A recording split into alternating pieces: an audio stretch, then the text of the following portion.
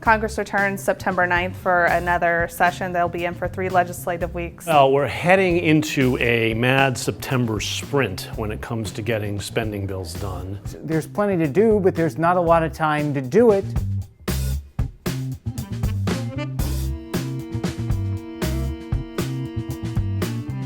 There are 12 annual bills, spending bills they need each year to fund the government.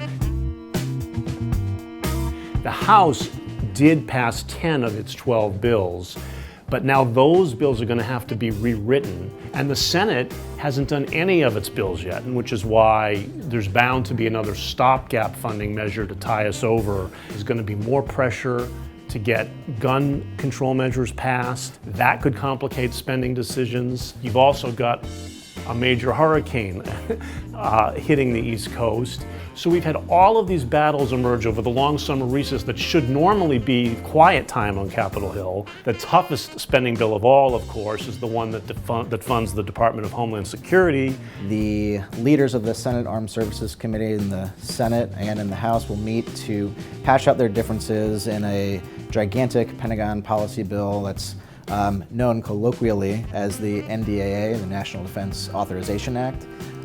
There are scores of differences between the Senate passed bill and the House passed bill that will all need to be reconciled.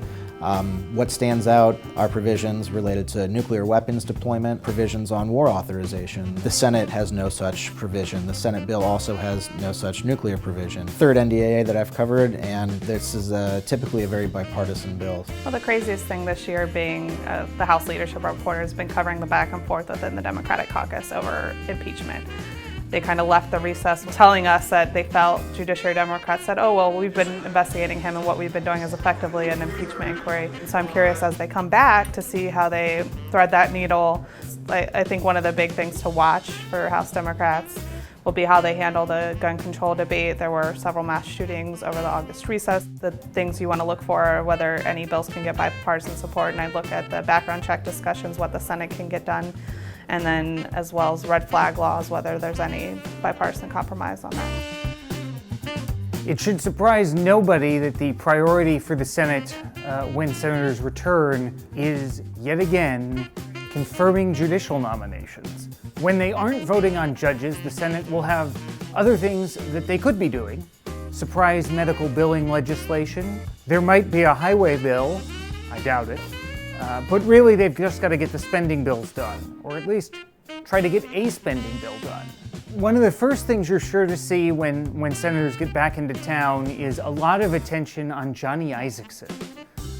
The Georgia Republican announced in August that he would be resigning his seat due to complications from Parkinson's disease and some other medical ailments that he has been battling, so he's leaving at the end of the year. So this is really the last hurrah for Johnny Isakson, one of the Senate's most popular members on both sides of the aisle. I wish I could say that the Senate was going to be at all unpredictable this fall.